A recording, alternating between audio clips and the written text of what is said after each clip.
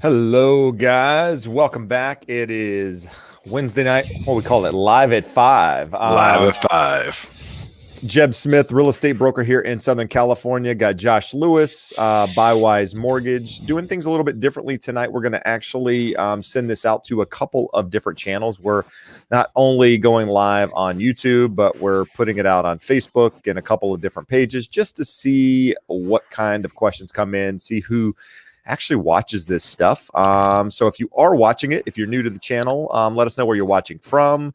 Let us know what you're seeing in the housing market. We got some data this week. Michael Dury is in Texas, and he just pointed out it's live at 7 here in Texas. So yeah, live at 5 from where we originate from. Yeah, exactly. It only works on Pacific Standard Time, right?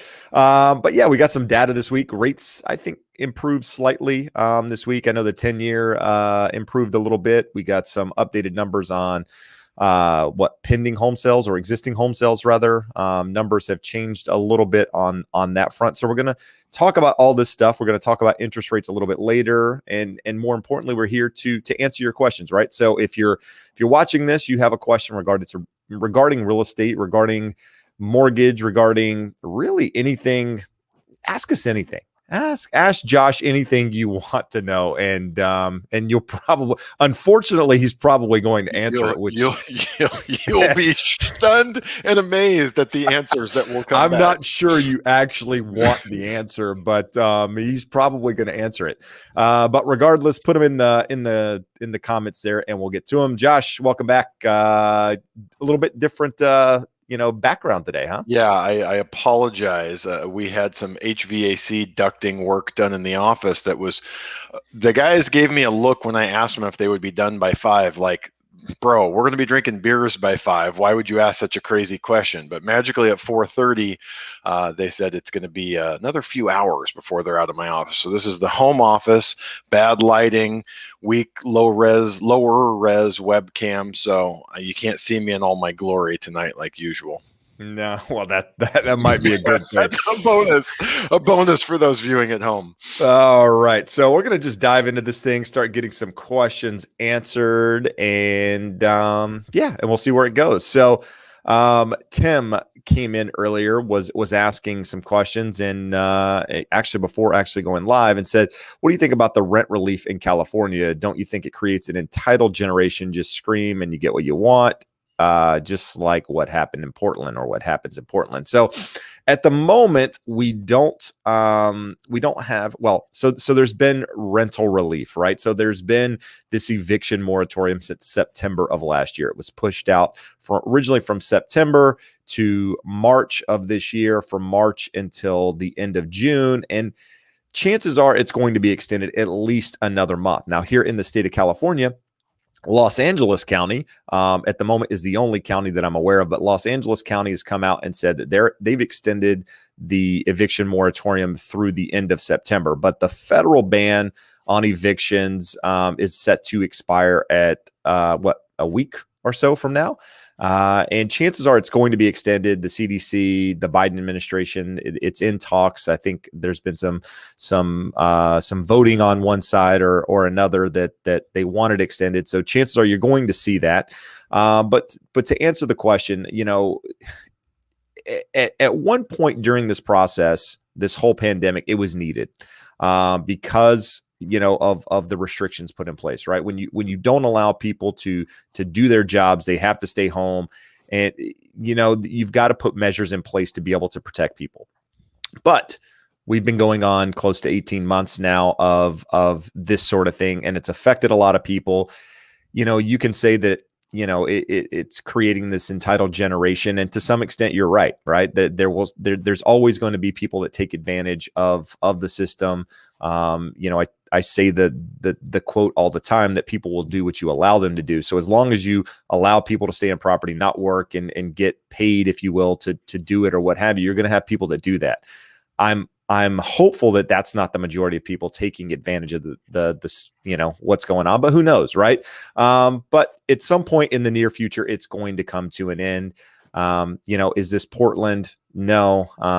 But it's definitely creating. I mean, we've already got an entitled generation to start, and this sort of thing, kind of amplifies it to some extent. I know you probably have a comment that you want to throw in there, Josh. We may not want my comments on this.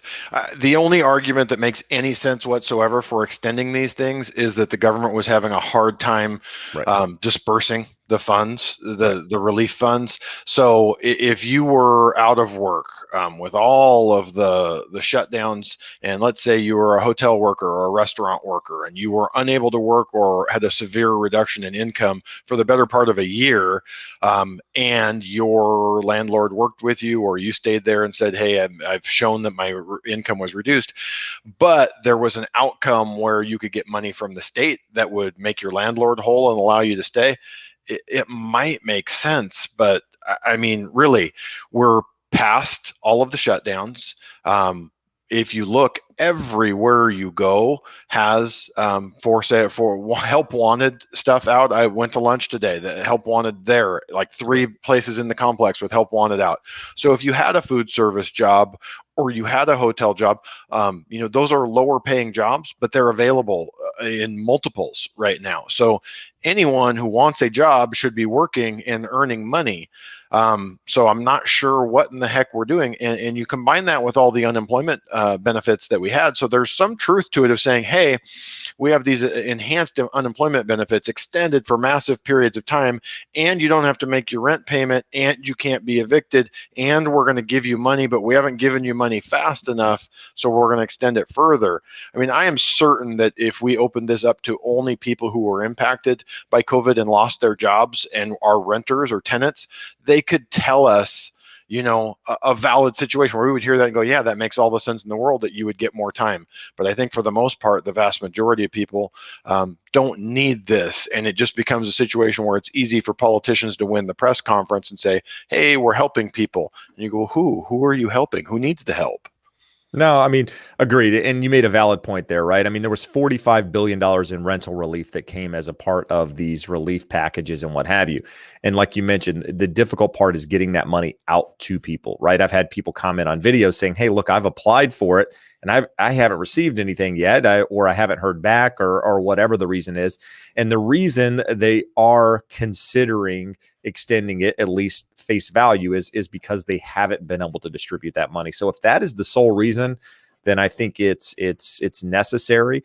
But anything above and beyond that, again, it's an issue in itself, and we could again talk about this for an hour and get nowhere. So we're gonna move on to the next question. But there's entitlement out there in all facets, not just in that one.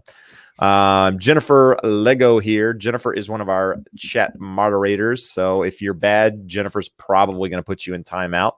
And if you use all caps or a bunch of emojis, Nightbot might do that to you.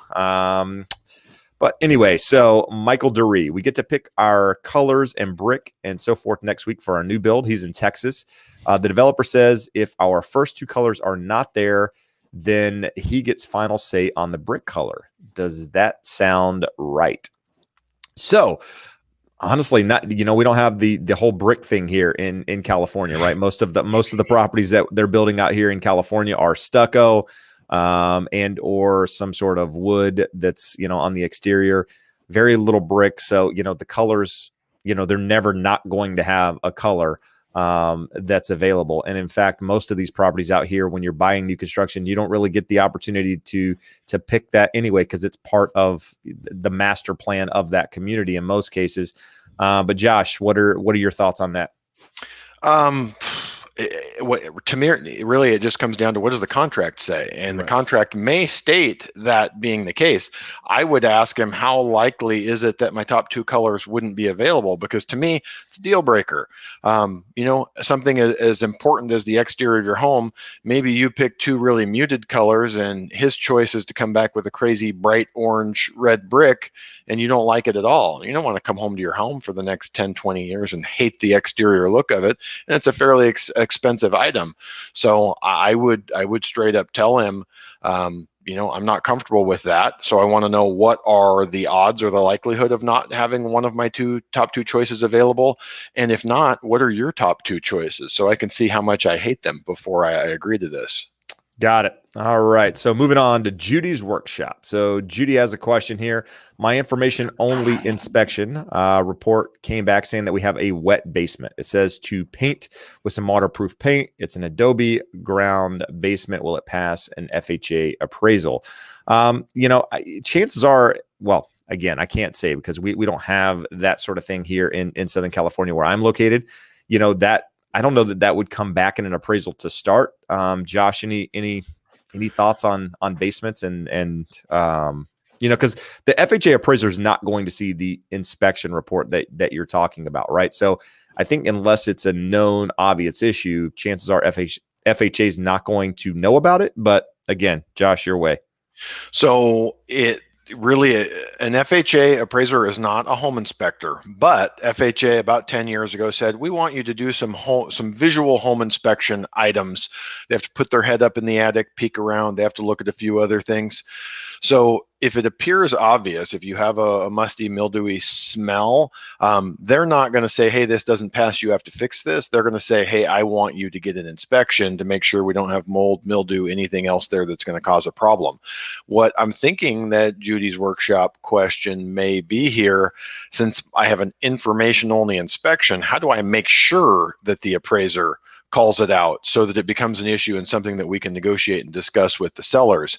And if that's the case, and the home inspection, the appraisal inspection has not yet been done, I would just make sure that your realtor is there and make sure they are aware of it and it being a concern. Just the fact that someone tells them about it means they are most likely going to raise a question on the appraisal, but no guarantees with that. So it just depends on what are we hoping that it does get called out, or are we hoping that it doesn't get called out? It's 50-50, but we can push those odds in our favor if we want it to be called out by just being there and pointing it out to them. No, absolutely. The things that you don't want the lender to know, don't bring them up, and the things that you do, make sure that the appraiser knows, because in most cases it's going to show up. So a couple super chats just came in. One from Mina Tao for $5. So thank you, Mina, for the support. Asking, will the market continue to go up this year into next year? We answer this question a lot in different forms and different. It's brought up different ways, but I think the easy answer, and I can speak on behalf of Josh, I think we both think that home values are going to continue to move upward. Maybe not at the pace that we've seen over the last 4 to 5 months or the last year for that matter. But prices will continue to go up until something changes, right? We either need more supply on the market, or you need a rise in interest rates. And when I say a rise in interest rates, I'm not talking about a quarter here and there. I'm talking about a significant rise in interest rates, 1%. I mean, you would have to be well in the 4% range, I think, in order to really slow demand enough to start bringing housing prices down. But we did get recent reports. Existing home sales have continued to decline. And now, are they declining because, there's less people out there looking, or are they declining because inventory still sucks and people can't find the right property, and they've just decided to say, you know what, I'm not going to just settle on a house? Or is affordability now becoming an issue, that prices have reached a certain level where certain buyers in a price point can no longer afford them? We don't really know at this point, right? The data is so new.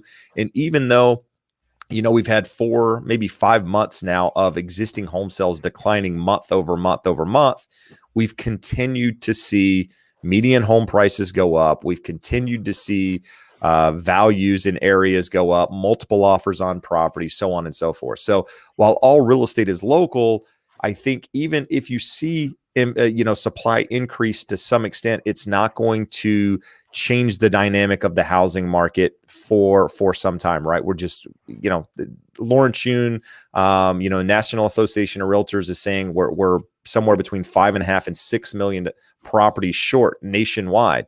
And they said on average, new home construction builders would have to build 700,000 more homes per year for the next 10 years in order to meet that demand.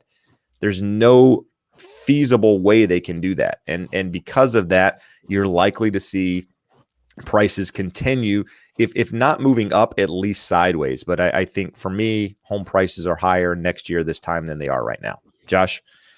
No, 1,000%. It's a supply and demand issue. We have a massive undersupply and no way to fix it. I was on a call earlier today with some guys that are experts in this stuff. So one of the numbers that we saw today is the median home price. So it hit 350 roughly, and it's an all-time high, 350 nationwide. And that's just the median. Half the homes sold for more than that, half sold for less than that. But when we say we're short inventory, we're not short of mansions, we're not short of beachfront homes, we're short of affordable housing at the median price and below. One of the things that was pointed out on this call is that we have over $90,000 of regulatory and compliance fees for a builder to build a home. Do you think they're going to build a lot of $300,000 homes with $90,000 of regulatory and compliance fees? If it costs $125,000 to build the home, then you have carrying costs, all these other things. There's no way to make a profit. So you see what they're building. They're building multifamily. They're building things to hold and rent out, whole single family communities to hold and rent out, or they're building condos, things that are denser that they can get a higher cost per unit with less land. So no, nothing's going to change the supply demand balance in the next year. Like you said, if we had a spike in interest rates, it could happen, but we can't have a spike in interest rates. We've gone down that rabbit hole before. It just can't happen. No, good. So hopefully, Mina, that gives you a little bit of insight, at least where Josh and I think, right? But again, I say this all the time, and being funny that my crystal ball looks a lot like yours, right? It's foggy. I just come from you with experience in the market and reading on this stuff daily and having a lot of conversations with people and reading a lot of people that are smarter than I am. And that doesn't take a lot to be smarter than I am, but I'm reading people that are significantly smarter than I am in order to gain insight on the housing market so that I can provide you guys with useful information. We got another one here from Sean. At what point can I offer a cash offer on a new home? Meaning, should I wait until the cash is in the bank or after the main contingencies are over? So, well, if you're putting in an offer on a property, typically speaking, when you write your residential purchase agreement, you're writing how you're going to write the offer, right? So if you're writing it with a loan, you're going to state up front that there's a loan involved. If you're writing it as a cash offer, you're going to write that it's a cash offer. At no point during that process do you have to bring that cash in until that property's ready to close. So if the money's coming from the bank, that happens at the end. If you're bringing cash in from your bank into escrow, not necessarily cash in a briefcase, that sort of thing, but cash from your account, that would happen at the close of escrow as well. So I don't feel like maybe I'm missing something here in the question. Josh, are you reading into this at all? And yeah, no, I wasn't following just from the standpoint of the contingencies would come after you have an accepted offer, and the accepted offer is going to state, are you financing or are you making a cash offer? So I was a little confused by it. Maybe Sean can give us some more insight in the comments. Yeah, and please do that, Sean, and appreciate the super chat as well. So gonna go back up here and answer some questions again, guys. It starts getting a lot of questions coming in, so we'll do our best to get these as they come in. We've got a good quick hitter here, Jeb. All right, let's hear it. So Matthew Bine says, love the show. Recently refinanced at 2.8% on a $151,000 mortgage. What do rates have to hit before I would refi again for a better rate? Under 2%? It's a pretty good guess. So the rule of thumb that we like to use, and people always ask, why is this a rule of thumb? I don't know. It's magic. And honestly, that's not being a sarcastic answer. There's no real science behind it, but it always works out. If you take $125,000 and you divide it by your loan amount, it tells you how much you need to save. So I didn't run it on this, but 125 divided by 151 will give us the number. So 125 by 151, we need to save 0.82%. So you would need to be right at 2%. If you were below 2%, it would make sense. And to kind of put some perspective of what it says, there's costs in the loan, and then a smaller loan has a smaller monthly payment. So there's also, in addition to the dollar costs of doing a loan, there's just some aggravation costs. You have to do an application, provide a bunch of documentation, meet with a notary to sign the loan documents. So we have to take all that into account. There's a cost of doing a loan. We want to make sure the savings is worth it. So in this instance, it would be to get it under 2%. But let's say that was a $500,000 loan. You take $125,000 divided by $500,000, and you only need to save about 0.25% interest. So I have friends around the country, and their average loan amount is $200,000, and they look a lot like numbers like this. For us, where our average loan amount year to date is a little over $500,000, anytime the rates drop 0.25%, it makes sense for people to refinance. So it's one of the reasons you and I have talked about, in addition to the 40-year bull run in interest rates, where we've seen interest rates continuously go down. Not every month. You have spikes, you have ups and downs, but over the last 40 years, rates have been in a continuous downtrend. So we don't want to pay a bunch of money for a lower rate today that we can get for free 1 year, 3 years, 5 years in the future.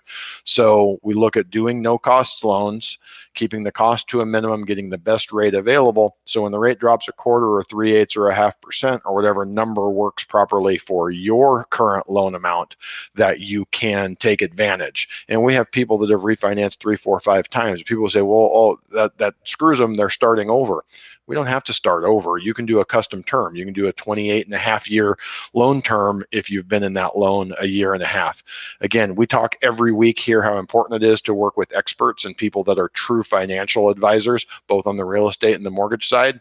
If someone's just trying to sell you a loan saying, hey, I can lower the rate and here's what the payment is, that's only a piece of the puzzle. You have to look and take into account everything. Am I starting over? How much am I paying? What's the time to recoup that, even though my payment looks better on a monthly basis? So Matthew, simple answer is you need to get down to about that 2% level before it would make sense with that loan size. If you're in an area with larger loan amounts, or you personally have a larger loan amount, it could be much less than that. Got it. Great explanation, and hopefully a little insight in there as to how you calculate and know what you need to do in order to make it make sense. So Diana has a question here. Currently in grad school, but decided to go ahead and buy. Was approved for a loan, but my DTI was high due to student loans. Trying to decide to wait to buy a home or to continue school. So not sure at the time if you were trying to get an FHA loan, and not sure when you tried to do this, right? So Josh and I talked last Friday on video about some recent changes in FHA guidelines that in the way they calculate your student loan debt now, and using IBR payments and some different things that they didn't use before. So if that were the case, you may consider talking to someone again and seeing if your situation has changed. Now, if this happened today, again, it may be worth having a conversation with someone else. Unfortunately, it's really easy in this business, whether you're on the mortgage side or the real estate side, to get connected with somebody that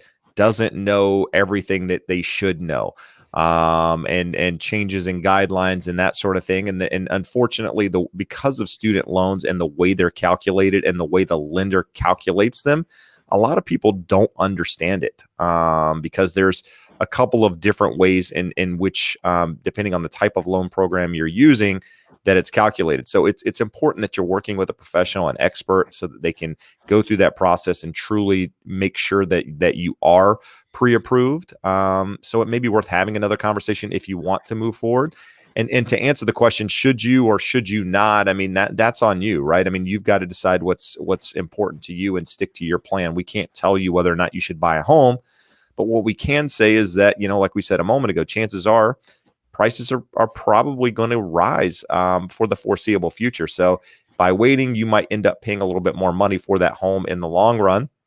So that's something to consider. And Josh, you want to add anything to that? Yeah, when we're answering questions here, a lot of times we're looking and trying to extract the question behind the question here. But that really, this situation, so Diana, there's so much here to unpack. And what I will say is most loan officers are woefully unprepared to discuss student loans and all of your options. If you're in grad school, let's say you've amassed X amount of student loans, but they're in deferment, not because of CARES Act, but because you still have not graduated with that degree. You're still in school, you're not required to make payments.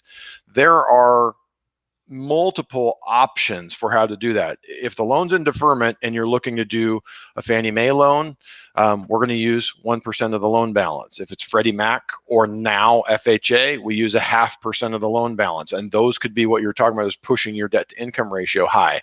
But there are other options. And if a loan officer is not familiar with student loans and how they work and what all of the different options are, there are literally 5 different government programs for an income-based repayment. They are all very different with complex guidelines. If we talk to someone in this situation, the first thing I'm going to put you to do is put you in contact with a friend of ours, Catalina. Her company does nothing but help advise people with student loans how to enter repayment. And she may say, no, wait, I don't want to enter repayment. I'm still in school. I like it being in forbearance. Most of the time you can go in and out of payment and repayment. But those options, an option could possibly be in this situation to enter repayment, get one of those 5 different income-based repayment options, which would have a much lower payment, which would enable you to qualify and get something you want, so that you don't have to make that decision of buy now or buy later and continue in school. So long way of saying, there's a million things that a loan officer should be going through with you. And it's not as simple as saying, well, this is what I have, this is what the guidelines say. You have to also know what the options are on the student loans and minimizing that payment so that you can qualify for what you want right now. No, absolutely. Yeah, great information there. And if you need somebody, if you don't have a professional in your area, reach out to myself or Josh. Happy to connect you with somebody who can answer those questions. That is an expert and can guide you in the right direction. Brea, 2009. What's the best way to find a rental in Georgia? Afraid of being scammed by Zillow. I would say contact a real estate agent. Try to talk to an agent. Unfortunately, the problem, though, is that us as real estate agents only have access typically to what is on the multiple listing service, the MLS, which is typically what syndicates to Zillow and some of these other sites. Outside of that, unless we have a connection with a property management company or what have you, we don't really have access to all of the rentals. And a lot of times, homeowners or people that mom and pop landlords put properties on Zillow and are renting them out themselves because they don't want to pay a realtor or a property management company to do it, especially if they manage it themselves. And in those cases, we wouldn't have access to those properties. So sites like Zillow and some of these others are the only way that they get these properties out there, other than putting a sign in the yard. So unfortunately, it's tough. And I understand you don't want to get scammed. There are a lot of them out there. Just do your research, right? I mean, make sure that whoever's providing you the information, do a little bit of background to make sure that they are who they say they are. And maybe even a realtor can run a title report or a realist type report and make sure that that person is the owner of the property if they're saying they are. So there's a little bit of stuff that can be done, but maybe start by talking to a real estate agent and letting them guide you. And in the area that you are in Georgia, maybe they have another way to tell you to go through that process so that you don't have to worry about the scams. And if scams are prevalent in your area and it's a big concern, you can go directly to a property management company too. There's multiple different types of property management companies. Maybe they only manage big apartment buildings. And that's not what you want to do. The property management company I use for one of my buildings, well, it's a fourplex and they have lots of single family residences and they also manage a few bigger ones. So if you go to a company like that, you can tell them, here's my budget, here's where I want to be, here's the type of property I want to be in. They can help you as well. And you don't have an individual that you're working with that would have the potential to be attempting to scam you. Got it. All right. I see another question here I'm going to go to in just a minute, but I feel like this is an easy question to answer real quick. So Nathan Covey is asking, are you seeing supply overall increasing over the past 3 weeks, especially more supply hitting than going under contract compared to the last 2 months, particularly in the OC market. So I actually looked at numbers earlier today. So Orange County as a whole, I think we had 2,254 active homes on the market. That's pretty normal. Not normal, but that's pretty much that is not normal. Hold on. But it's normal for crazy times. It's typical of what I've seen in Orange County as active listings for the past month, 2-3 months, right? So it hasn't really moved. If it's moved, it's by 50, 100 properties either direction, which, in a population of 3.3 million people, super, super low supply of inventory. I also looked in Huntington Beach. So Huntington Beach, we were sitting somewhere around 120, 125 active homes on the market, and that's including single families and condos for a while, probably 2 months or so. So out of those 120, 125, about 80 of those for the longest time were single family homes. Today I looked and we're at about 145 homes, with 89 of those being single family residences. So as a whole, Huntington Beach has increased, 20% or so, 16, 17%. If you round up, closer to 20%. So inventory's increased for sure, but it's not anywhere close to where it should be. I mean, we're half of what we were prior to ever going anywhere close to the pandemic. So we've got a long way to go before we're normal here in Huntington Beach. And by normal, I'm not saying a buyer's market. I'm just saying where there's actually inventory for buyers to buy. In Orange County as a whole, you've got to get up, 7,000, 8,000 homes on the market before it's a balanced market at this point. So a balanced market, not a buyer's market. Yeah, a balanced market. Yeah, you got a long way to go. But there are more homes coming to the market in certain areas. But unfortunately, when you look at these numbers without going through a lot of stats and what have you, I don't know if those properties that came on the market were luxury homes, were homes that were, I don't know what they were. So it's hard to say what, I won't say asset class, what price range they fit in when they came on the market. So if they're all luxury homes, then that doesn't really help the majority of people out there to start. And you see a lot of these stats, which is crazy to me. The California Association of Realtors puts out these stats and they say, the homes above $1 million or $2 million increased 300% year over year. But yet the homes under 500,000 have decreased considerably. Well, it's because there are no $500,000 homes. Anymore. It's like you can't buy something that's not there. So why, and people see those stats and they immediately go, well, then that must mean the market's turning. No, it just means there's nothing out there in that price point. And yet there's a lot of people buying more expensive homes these days. And that's why you're seeing these increase in numbers. But it's a whole different conversation. Anyway. But Jeb, what you just said is really important. We see just batshit crazy headlines every week where the media is trying to spin a number that is very logical from the current market into a negative or a turning point in the market. So we look, just say your numbers of being up 15%. In a normal year, normal meaning non-COVID impacted. And what I mean by that is where kids were in school all year and parents were trying to get the home buying set. So people like to buy so that their kids are in school in the new school district for the next year, but they also sort of start tuning out the home buying process here as the kids get out of school, which in a normal year would have just happened in the last week or so.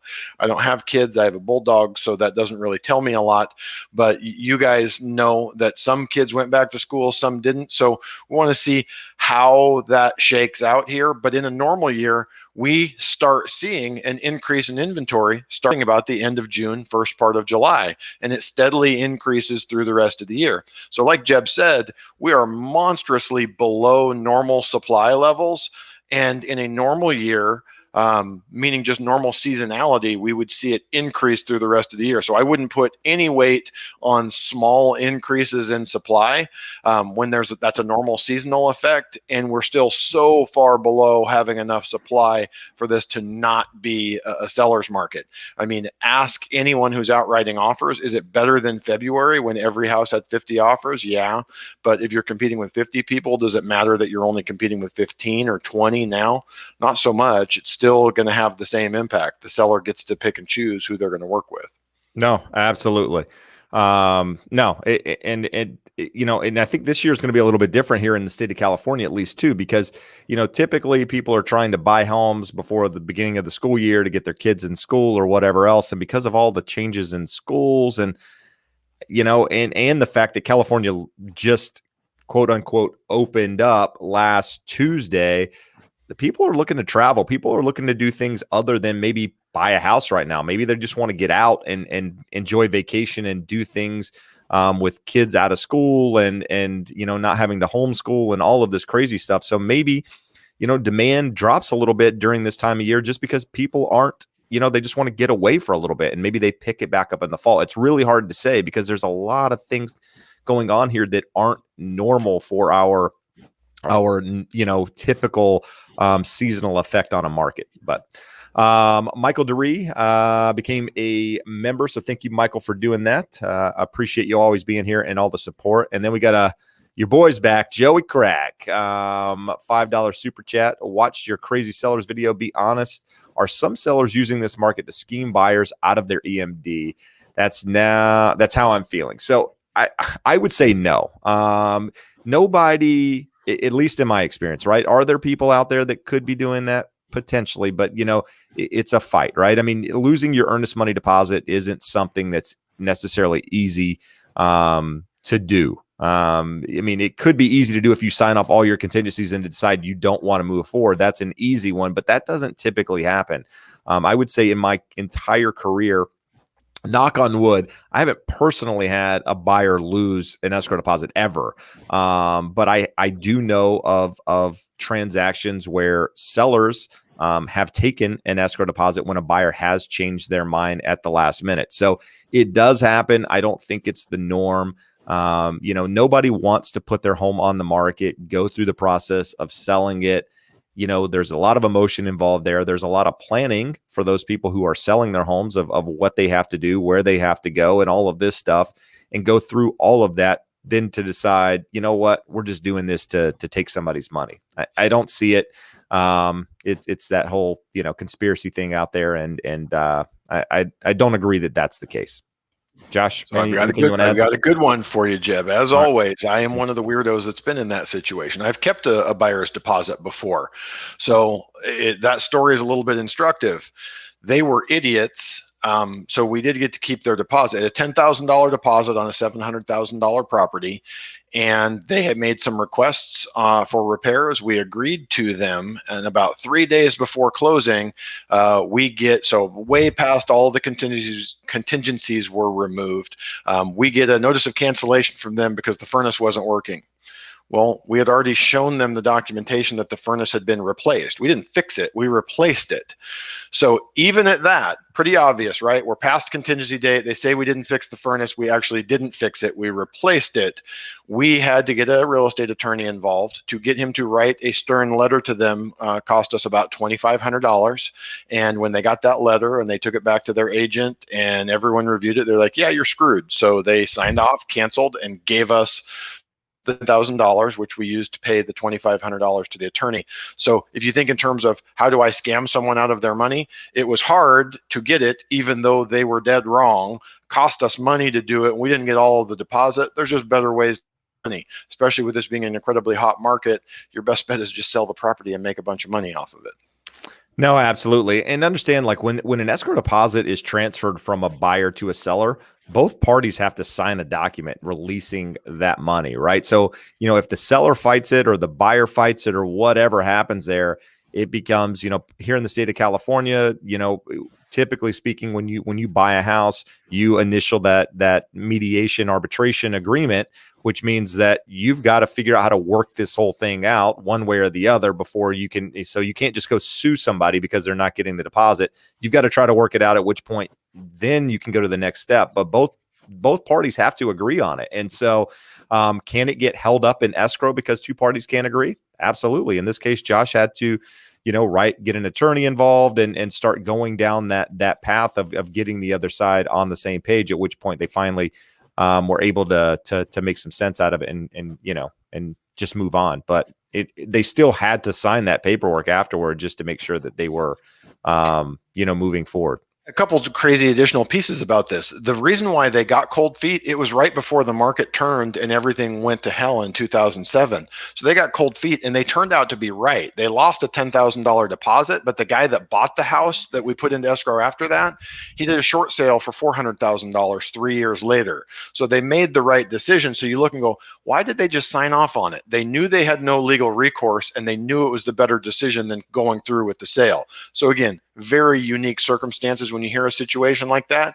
And on the flip side, I have a friend who flips houses. She put a house under contract 3 years ago. She ended up backing out, and the seller said, nope, you can't back out. I can keep your deposit. We're now 3 years later. Escrow is still holding that deposit because no one has agreed to sign the cancellation instructions. And soon enough, the money's going to go to the state, and the state's going to decide who gets it. No. All right. So Anderson has a good question here that I just throw you a softball here. Josh, how soon can one refinance after purchasing their property? As soon as you want. You want to refinance the next day and it makes sense, a lender will allow you to do it. For practical purposes, it's generally 181 days. We'll talk about a secondary piece of that, but why is that? Most loan programs, Fannie Mae, Freddie Mac, they're not going to let you use the appraised value until we get 6 months down the line. And most people wanting to refinance, we get this question almost a couple times every week. Hey, my home appraised for a ton more than I agreed to pay for it. Hey, I bought 2 months ago and now the one across the street that's not as nice as mine sold for $100,000 more. They want to get rid of their mortgage insurance. So we can't accomplish that with a refinance until we're able to use the new appraised value. So there's a secondary factor. If you like the person that did your loan and you refinance it in the first 180 days, they're going to pay back all of the compensation that they earned on that loan. So even if you could and it made sense for you, which it rarely does, it would be putting someone that helped you in a pretty bad situation. All right. I got a question here from Michael Duree. He's been pre-approved and just heard about the student loan debt and asking if it made any reason to get approved again. And the easy answer, Michael, is no. I believe you are in contract at the moment, if I remember correctly, on new construction. But the only reaon it would make sense, bricks, Jeb, he's picking his bricks. Oh, exactly. Yeah, there you go. So unless you were picking the bricks on a house that you were thinking of buying, no, I mean, the only reason it would ever make sense to do that is if you weren't, if you wanted to see if you could get approved for more in that case, right? And chances are, if you've already found a property, it's not necessary. So I would say no need to do that. Let's see here. Benjamin Serrato is asking, been standing on the sidelines waiting to purchase. So a lot of people are sitting on the sidelines. The fact that you're standing, that's a dad joke. You get it? Like my kids hate them. But I do not want to overbid or pay bid. Is the overbidding going to stop anytime soon? It's hard to say, right? I mean, again, we talk about real estate being local. If you're in a market where inventory is increasing considerably, you might see the craziness slowing down. But if you're in a market where inventory is super tight, whatever you're looking for in a home is what everybody else is looking for example, then you're likely going to have some overbidding there. It's really hard to say what the future holds, but until the fundamentals of the market change, rather, you're going to have a supply and demand imbalance, which means that you're going to have demand out there, and demand means people wanting the same thing in a lot of cases, and sometimes overbidding on those properties to get it.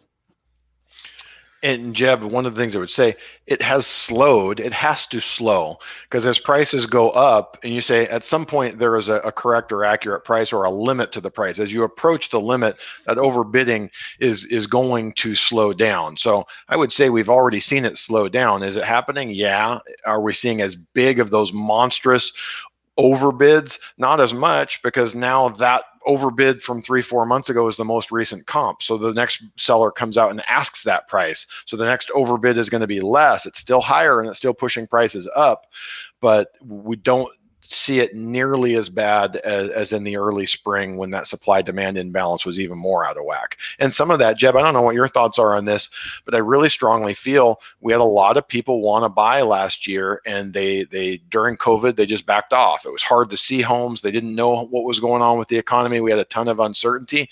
So in the spring, everyone kind of felt more comfortable, and all of last year's demand and all of this year's demand slammed right into an already low level of supply, and it just was the perfect storm for pushing prices up, and it's moderating some. It doesn't mean it's great for buyers out there, but it's a heck of a lot better than it was earlier in the year. No, absolutely. I mean, you made a good point there. And a lot of people miss this, right? A lot of people are saying, listen, the government caused all of this problem. And then they blame it on Blackstone and all this other crap too. But they're saying the government, Trump, whoever caused this whole problem. And the reality is, coming into 2020, you had low supply. You didn't have the low supply like we have now, but you had low supply of homes. And so it was already a good year. People were, it was only 2 months in, and things were moving along nicely. Interest rates weren't super low, but they were competitive, historically speaking. And there was demand out there. What you had was a market go essentially silent for almost 2 months. And then you throw in all of these different factors where people are able to work from home. They can now, they want more land, they want pools, they want whatever it is. And like Josh said, you take all of that demand that was already there, plus all the demand created from the moving and just the whole the nonsense of the pandemic, and then throw that in with already low supply and the fact that the government did come in and give stimulus and lower rates and all. That's why you're experiencing this craziness. It is. There was just so many factors playing in there, but we already had supply issues, and a lot of people miss that. They think that, the market wasn't great prior to this. No, it was a good market. It was, that there things were added to it that added that fuel to the fire. Anyway, let's see here. So here's a question from Antonin. Good answers, but landlords are going to evict. So earlier we talked about the eviction moratorium and what have you. He says to raise rents way up, and also have benefited from appreciation on their properties. So here's the thing. So it's okay that they took a big hit because they got some appreciation. So it's okay, right? Yeah. I mean, here's the thing: is I don't think the majority of landlords are going to evict their tenants so they can sell their property. Will some of them? For sure. What percentage? It's hard to say. Did rents go up during this thing? Probably. In a lot of markets, rents increased because rentals are in as high demand as living in a property as a primary residence, if you will, for renting. So you're going to have people push values up, get people out and what have you. Now, part of my understanding with the eviction moratorium and any of this rental relief is that if you are a landlord and you accept this money, then you can't evict those tenants from the property. That's part of the agreement or whatever it is you're agreeing to. And I've had people comment on other videos saying, hey, look, I've tried to pay my landlord. The landlord won't take the money.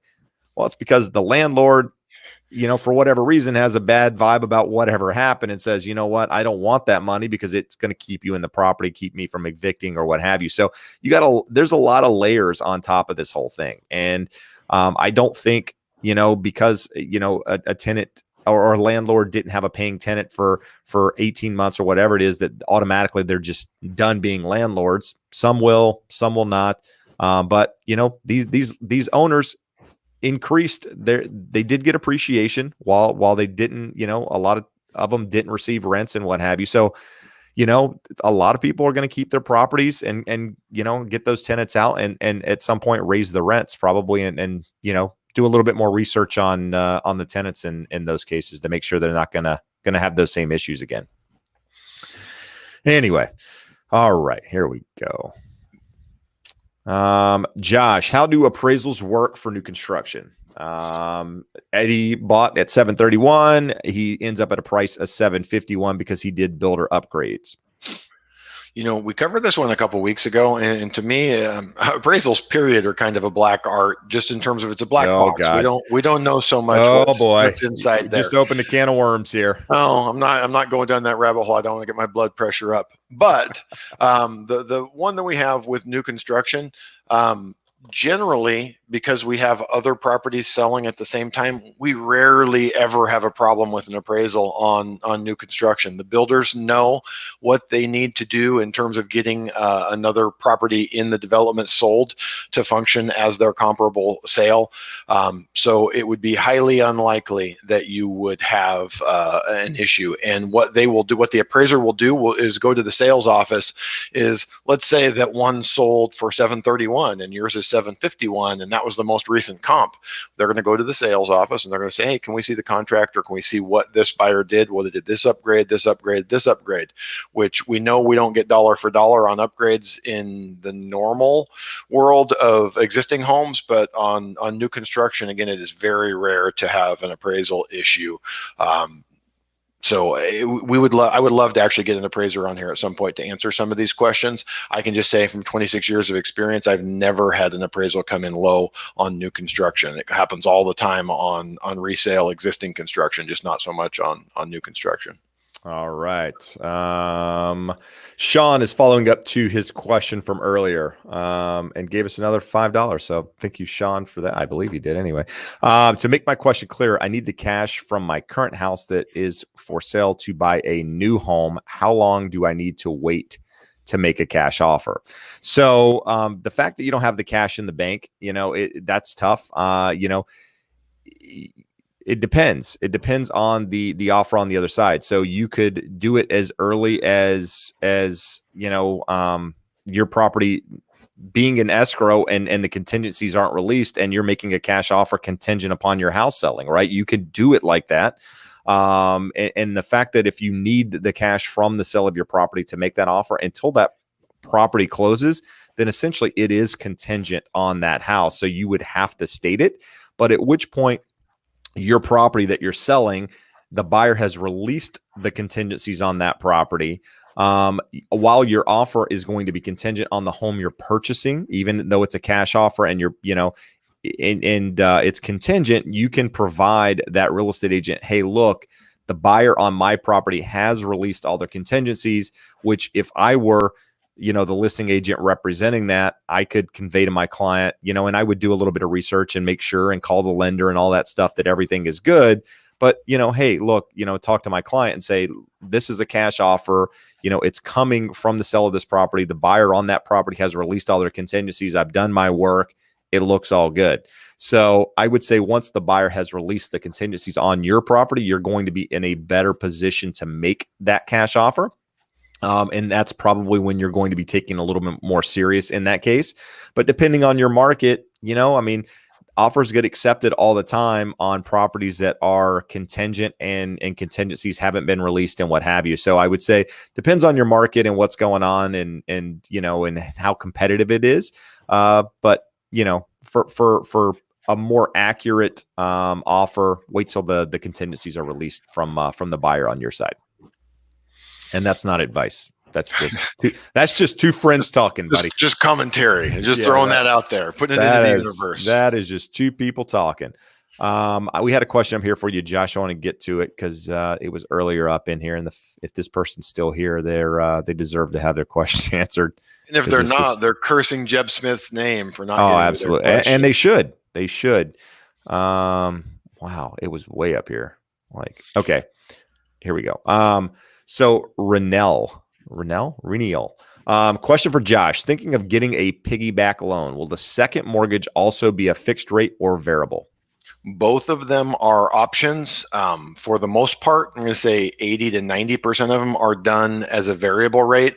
You do it as a home equity line of credit. So even though you're using it at the purchase, the reason for that is it's an interest-only payment, so people generally like that being a little bit lower on the monthly required payment, even though it's not amortizing. So we always like to go through it with our clients of what the pros and cons are of each. You'll have a lower minimum monthly payment with the HELOC, variable rate second. With a fixed second, the interest rate's going to be higher, payment's going to be a little bit higher, but you don't have to worry about it fluctuating in the future.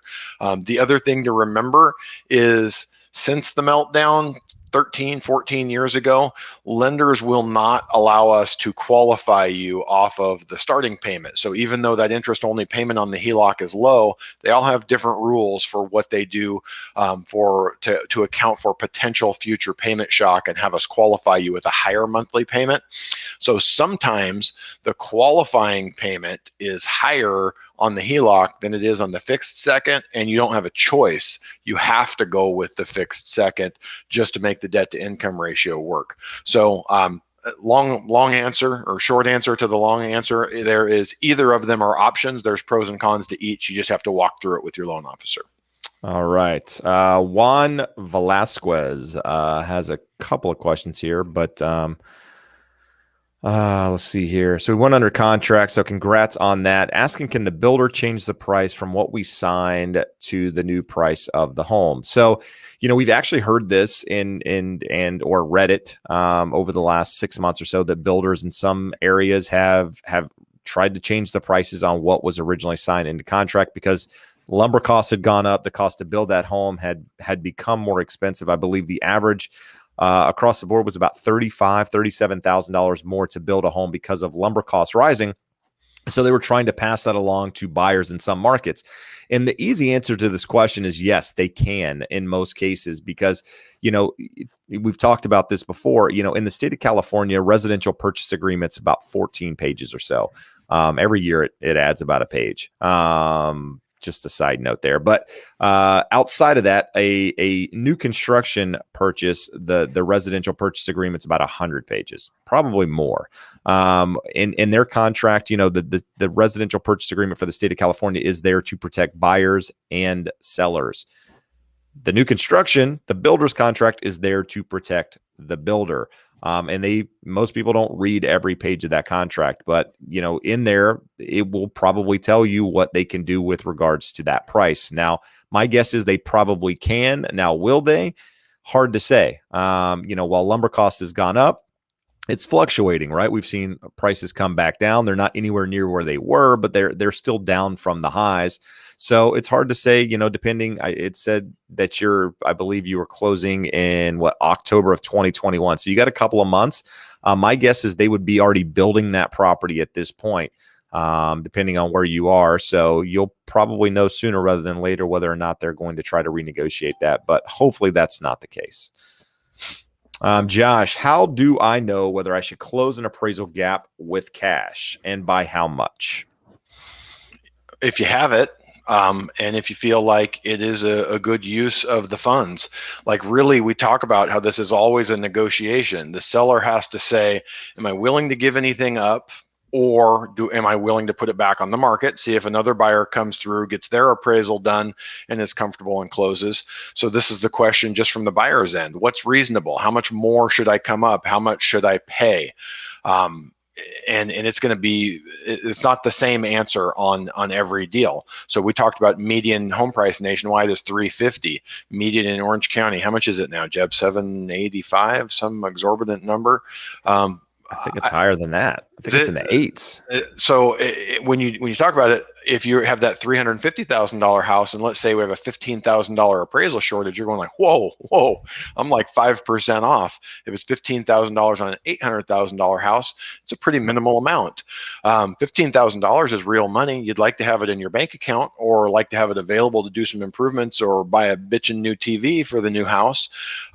So it just comes down to a personal question. How comfortable are you that the value is there? If there were 50 offers on the property, the value is there, you're going to give up the money, but it doesn't disappear. It goes into equity in the home, because you're going to get a smaller loan than what you would initially anticipated, and that's why you're paying the cash. So it really just comes down to a case-by-case basis. You got any thoughts on that one, Jeb? No, I mean, you nailed it, right? I mean, you've got to weigh your cost to purchase now versus waiting and buying in a couple of months. I mean, is buying and paying that appraisal gap now going to save you time, energy, potentially getting the house less than the next one's going to come on the market in the same neighborhood, right? If it's 2 months before you can buy the next home, and prices in your market are increasing 1-2% a year, or a month rather, then it may make sense to pay that appraisal gap. But until you know the amount of the gap, it's hard to say whether or not you should do it. And it's a personal thing, right? It's, you'll have people out there that comment on every video saying, I will never pay more than the appraised value. I will never do. Yes, there are people that are out there that are doing that believe that. And there are also people that believe, you know what, I'm willing to give this much because, for me, I'm going to be here for the next 10, 15 years. This is what matters to me. And if this is what it takes to get it, then I'm willing to do it. So you got to figure out where you are in that, in the grand scheme of things, and see if it makes sense to you, and get some guidance from your real estate agent. That they're there. If you truly trust your real estate agent and you don't believe they're there just to sell you a house, that, if it were, they want you to be happy and make the right decision, your real estate agent will give you honest advice. And if you don't believe that's the case, then you need a new real estate agent. And Jeb, the thing that I would say, there's a difference between the current market and a more normal market. If you're in a market and the home is put up for sale and you make the first and only offer and it's accepted at that sales price, and the appraiser comes out, looks around and goes, whoa, it's worth $20,000 less than that, the appraiser is probably right. But if there's 40 offers on the property and 10 of them were at or above your price and yours was selected because you're putting 30% down and have an 800 credit score, the appraiser may have appraisal guidelines that are limiting them to bringing that number in, but the market has spoken and said what the value of the home is. You may not be willing or able to cover the gap, but the market has told us what the value is. An appraiser does not set the value of a home. So again, it's just important to know, were there other multiple competing offers, or were you the only voice in the room? And in that case, the appraisal may come back with a more accurate value. There you go. Let's see here. I just want to address Tim, just to address his, he keeps saying that we're ignoring his questions. Tim, I believe we started this whole thing with one of your questions, so you haven't been ignored the entire time. But if you want to leave a thumbs down, my friend, go for it. Let's see. I like, it's good when you run the show. I'm kind of like Nightbot. I'd like to be the boss. You're the living embodiment of Nightbot. I am. Oscar Romo, closing escrow tomorrow. So thank you for the super chat, Oscar. I appreciate it. $790, $40,000 over asking. 100% sure that if it weren't for my agent, knowing the seller's agent, I'd still be searching. He got me a $6,000 credit. I can 1,000% attest to what you are saying. Having relationships in this market means everything. I've gotten clients' offers accepted because I knew the agent on the other side. And I will tell you, as a listing agent, you want to work with people that are professional agents. And so there's definitely something to your agent, knowing other agents and being a professional. It makes everybody's life a lot easier, and in this case can actually get your offer accepted in some cases. Relationships are really important. Reputation is really important. Sometimes it's not that you have a direct relationship with that person, but they know you as an agent, that you operate in the area, that you have a good reputation, that other agents in their office have had a good transaction with you. Just remember, the listing agent has a relationship with their seller, and their reputation is on the line. So the reason why it's important who your agent is that you're working with and how well qualified you are is they want to make sure that their seller doesn't look at them and go, what in the hell did you do recommending I accept this guy's offer? No, absolutely. Here. Let's see here. I'm watching Jennifer take care of business. I got a good one while you guys regulate. You'll like this one. So Edgar Rosas, me and my wife got pre-approved for an FHA loan in LA County. What would make our offer stand out versus a conventional loan? And then the second piece, should we wait to go conventional given the current market situation? Why don't you jump in on that first part of what could they do to make their offer stand out versus a conventional? Honestly, Edgar, you're in a bind. I'm not going to tell you it's easy. Is it impossible? No. But it's going to be more difficult than it would be with a conventional loan. But here's what I'll say. I didn't personally, but somebody, a guy on my team, Billy, was working with a VA buyer. We just got a VA buyer, actually closed escrow yesterday, 100% financing. So it is doable in this market to get deals with low down payments done. Just takes a little bit more time. It takes working with a professional. It takes having difficult conversations on all sides to get things done. So with that said, you've got to present it in the best light possible. And what does that mean? You're going to have to shorten contingency periods. You're going to need to maximize your escrow deposit. If you have the funds to be able to do that, you're going to need to shorten your escrow term, probably as short as possible. Make sure your lender can accommodate those turn times. You may need to waive appraisal and that sort of thing. Now, if you're not comfortable doing that, then you just need to understand it's going to take you seeing more properties, writing more offers before you probably make any headway. But as I believe it was Edgar the other one that I answered a moment ago. Relationships matter, right? So if you have an agent that is a professional and they network with other agents, things like this are where those relationships matter. When you can convey to the other side, like, hey, my client's only putting 3.5% down because they're FHA, but they are very well qualified. You know me as a professional. I'm not out here working with some Yahoo. They're ready to go. They're ready to move forward. The lender is calling and having that conversation with the agent as well to make sure they understand how well qualified you are, even though you're doing a lower down payment loan. It's important. You've got to do all of these things. And I've done a lot of videos where I've talked about all these things that you can do to help your offer stand out. And when you're working with FHA, you're probably going to have to do a lot of them. Now, I'm not telling you to go out there and waive everything because I don't think that's healthy. I don't think it's smart. And I don't believe you should have to do that. But just understand it's a little more difficult. Now, should you wait to do a conventional loan? I mean, I would say I wouldn't stop entirely, but I'll let Josh jump in here. Yeah, here's the thing. A conventional loan is not looked at magically relative to an FHA. So let's say instead of the 3.5% down FHA, LA County, you're probably in a high balance loan, so 600, 700 purchase price. So 3% down conventional is not an option. It's 5% down. So from a seller's perspective, there is no reason why they would prefer one of those over the other. FHAs are generally looked down at for two reasons. Sellers incorrectly believe that there's going to be a more difficult appraisal process and they'll have to make repairs to their property, which 99 times out of 100 are not the case. But the other thing is they're looking at it and saying a 3.5% down buyer likely can't cover the gap on any appraisal shortage. Well, a 5% down conventional buyer is also not going to have a lot of money to cover the gap on an appraisal shortage. So it's not so much that FHA is looked at poorly, it's low down buyers. VA, 3.5% down FHA, 3%, 5% down conventional.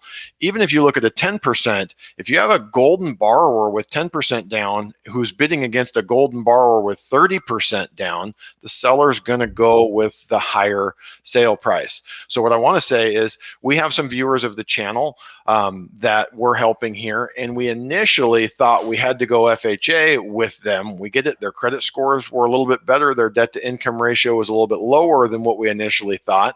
And we said, let's look at this. Let's compare the FHA to the conventional. And in their instance, we could do a 3% down conventional versus 3.5% down FHA, coming with a little bit less money. Their rate was a little bit higher, but their mortgage insurance was a bunch lower. So they saved about $100 on the monthly payment.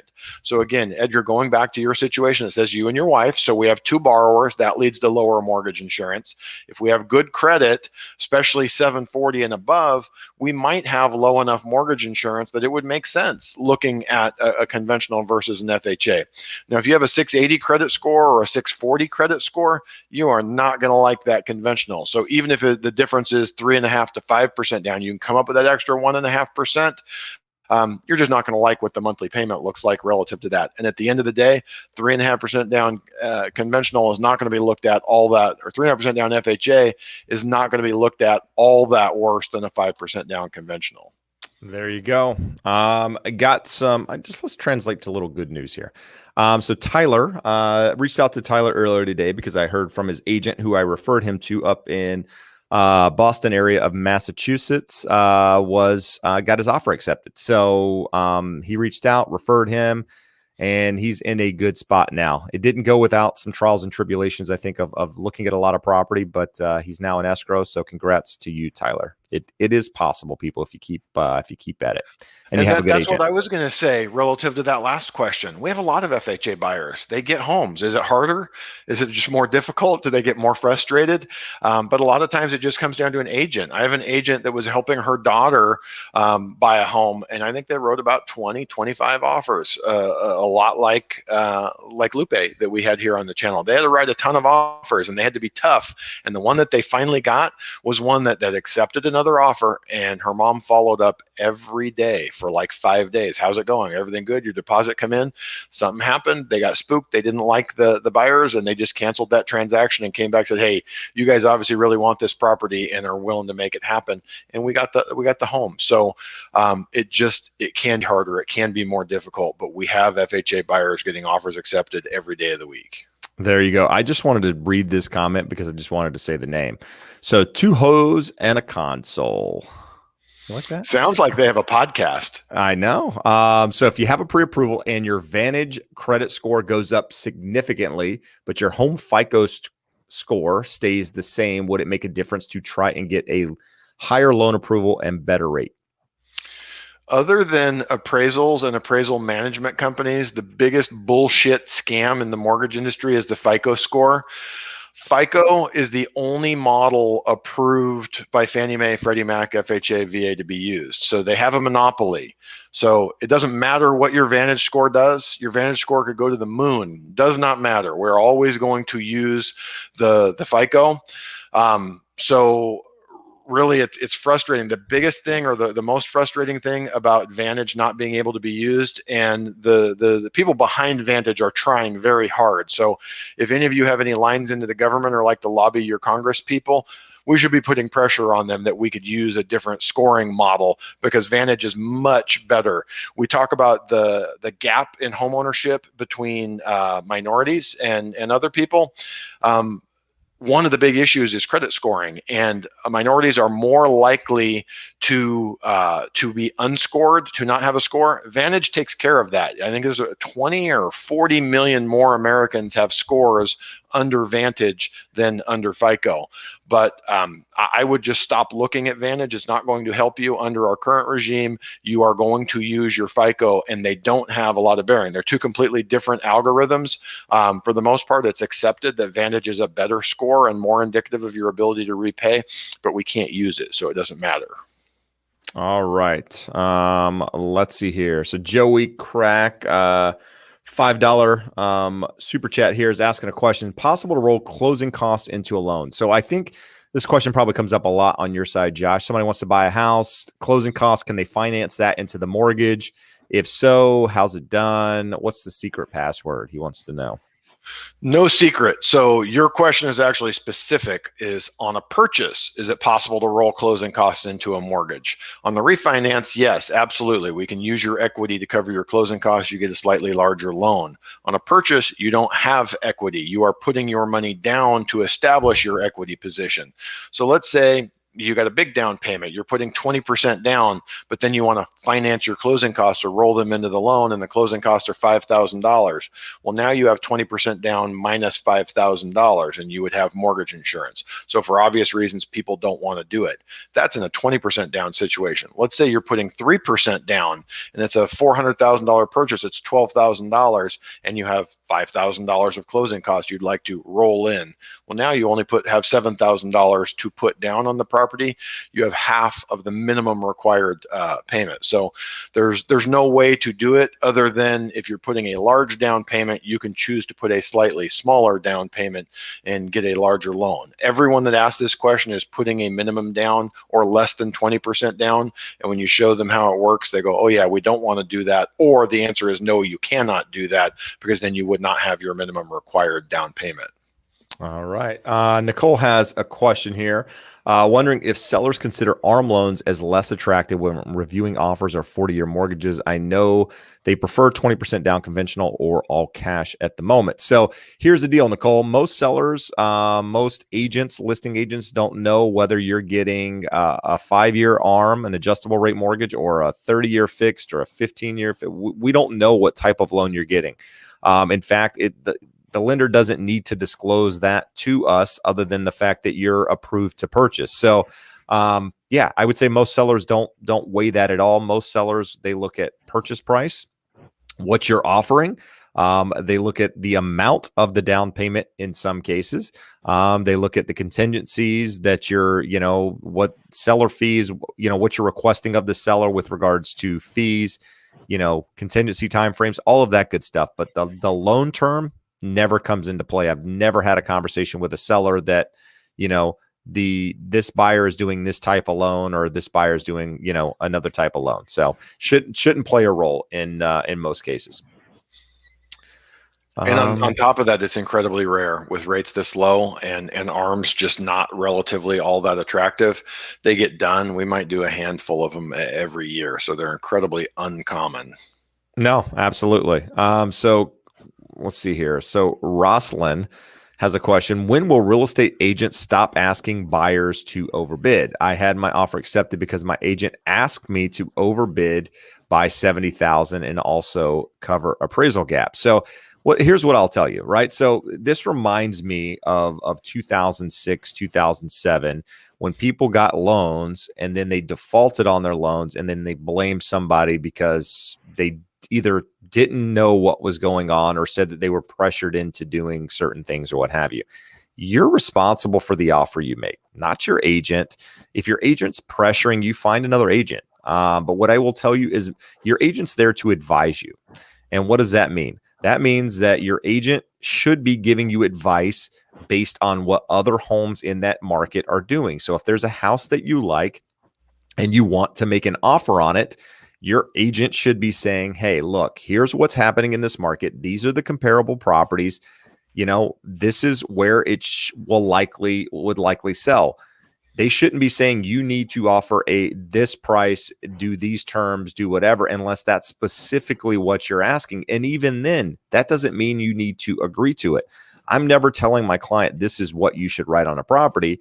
I'm saying, hey, look, this is where I think it's going to sell. Or in my experience, the last 10 properties in this market have sold $50,000 over the asking price. That's probably where you need to be, somewhere in that ballpark, and letting them make the decision. It's never us, right? I mean, I'm there to support my client and give them as much information as possible so that they can make a logical decision. So with that said, the appraisal gap, right? If they're telling you that you have to do the appraisal gap, again, that's on you whether or not you want to do it. Now, if that agent doesn't want to write an offer for you because you won't do it, then find another agent.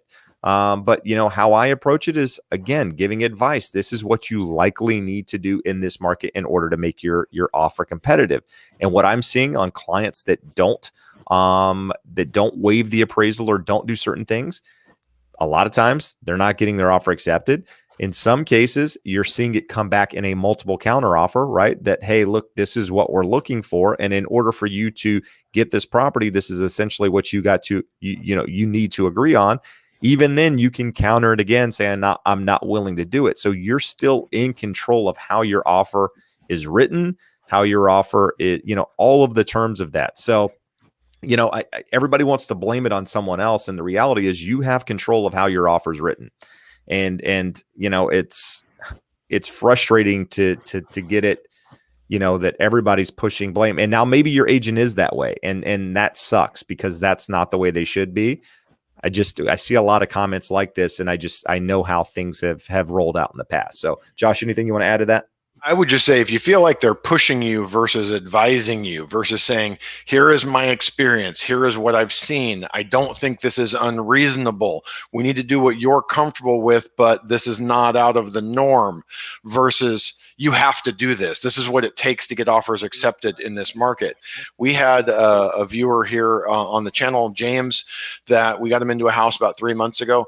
And don't get me wrong, his agent was a professional agent, did a very good job for him. But we had a couple sidebar conversations where, like, hey, this is what my agent is telling me, and it sounds unnecessary or a little over the top. And we went through that. And fortunately, James felt comfortable having that conversation with me, and he was comfortable going back and pushing back to his realtor. And they did only what James was comfortable with. And on the second or the third try, they got the home. They had to be aggressive, not quite as aggressive as the agent suggested. And again, and throughout that process, his agent did a great job for him. But just like Jeb said, you're the boss, you're in control. And if at any point you feel like they're pushing versus advising, find a new realtor. Josh, question. Michael DeRee. Got a lot of good questions tonight, Michael. Asking, does it look better to a lender if you're not buying at the top of your approval? For the most part, it is completely binary. It's yes or no. Do you qualify for the loan or do you not qualify for the loan? Fannie, Freddie, FHA, and USDA pretty much have hard and fast guidelines. You fit within them or you don't. VA has some weird wiggle room on it that's a little bit different from there. But for most loan programs, it's just a yes or a no. If you're doing a manual underwrite on an FHA or a VA, the lower you go, the less extra hoops you have to jump through.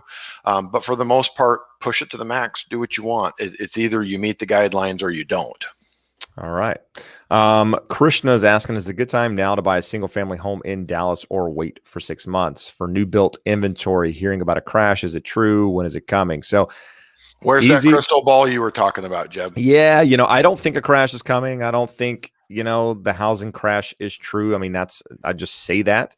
But if you're waiting for new inventory, new built homes to come to the market, chances are those homes are going to be higher priced 6 months from now than they are right now. Especially if you're in a community that's building out phases, for example, and they've already got phases built, each one of those phases is going to cost more money. And with construction costs going up, labor costs going up, it's going to cost more money overall. So I would tell you that in 6 months, chances are homes are going to be higher. Now, the difference is 6 months from now, we're pushing Christmas time in a lot of markets and winter market in some months. In some cases, some areas of the country, things slow down during that time. So you've got to, I would say, talk to a professional in your area, a real estate agent that knows that market. I don't know Dallas well enough to guide you and be able to tell you how things move during that time of the year. But I don't think anything, again, I sound like a robot. Not a lot's going to happen with regards to supply. Which means you're not likely to see a big change in the housing market. But if you need a pro, reach out and I'll refer you to one. Jennifer, you need to stop giving money. I feel like I need your Venmo so I can just Venmo you back all your money. 55 likes. So we have 55 likes, 170 people watching. So if you guys enjoy this content, enjoy Josh and I just giving you free stuff, if you will, to make the process easier, educate you, guide you, empower you, all that good stuff, hit the like button. It is appreciated. Go ahead, Josh. You sound like you had something. Good question from a regular here. Dar was here. Is it common to use a power of attorney to sign for a co-borrower at closing due to medical issues? Will the lender have an issue with that? No. Yes, it is common. It's not super common, but it happens regularly. And no, the lender will not have a problem with that. They may have their own power of attorney form that would possibly necessitate you getting their power of attorney form signed. But for the most part, if you have an accurate, valid power of attorney, they will accept it. And oftentimes it comes down to the title company who's also going to insure title, and they want to make sure they have valid signatures on it. They'll want to approve it, but it happens all the time. We had one, wasn't due to a medical issue, but about 3 months ago, we had a serviceman who was over in Japan, and his mother was here in the US. He wanted to refinance his property. His mother signed the loan documents for him. The only time I've ever really seen it be an issue is many, if not most, lenders will not allow you to use a power of attorney if you're doing a cash out refinance. They want the actual person getting the cash out to be signing for it. But I'm sure there's ways around that also. It's just most lenders don't like it. Got it. Got a couple different questions here let's see here. Let's answer this one real quick. So Coops Customs purchased a first home on FHA in March. So congrats there. Added a bedroom, kitchen renovation, HVAC, and landscaping. Market in Boise is unreal. So I know that market's appreciating like no other. And the fact that you've done those upgrades means that you've definitely gained more equity in the property. So asking, should I get an appraisal and attempt a refinance on conventional for PMI? Josh, what is NFHA now? Been March, so it's at 3 months. Yeah, so you're going to want to wait to the 6 months so you can use the appraised value. Interesting one. I haven't had this question come up a lot. If you were asking me and we were in California, I would go to a couple of my lenders and talk to the underwriters and say, does it matter that we did the addition? We didn't just do renovations to the property. We actually changed the footprint. So it's an appraisal today would be different than the appraisal in March. But your worst case would be at 180 days. So is that April, May, June, July, August, September? You get started in August and close in September. You absolutely can use the new appraised value. And again, with that market being so hot, it's likely to go up even more. If you guys have watched for a while, we absolutely think rates are going to stay low. So they may even be lower than where they are right now, but definitely shouldn't be much worse from where they are. And the higher value will help you in terms of making sure you don't have that mortgage insurance as well. So I would say check into it, talk to a lender. If you want us to get you connected, Jeb or I can get you someone out there in the area. You can talk to the lender that just did your loan and go through when they would allow you to use an appraisal and use the new value. And what I would also recommend, he goes on to mention 24, somebody goes on to mention 24 and learning. So the fact that they're 24, that's awesome. But what I would say is also talk to the agent that sold you the house or whatever, assuming you still have that relationship, and say, hey, look, this is what I've done.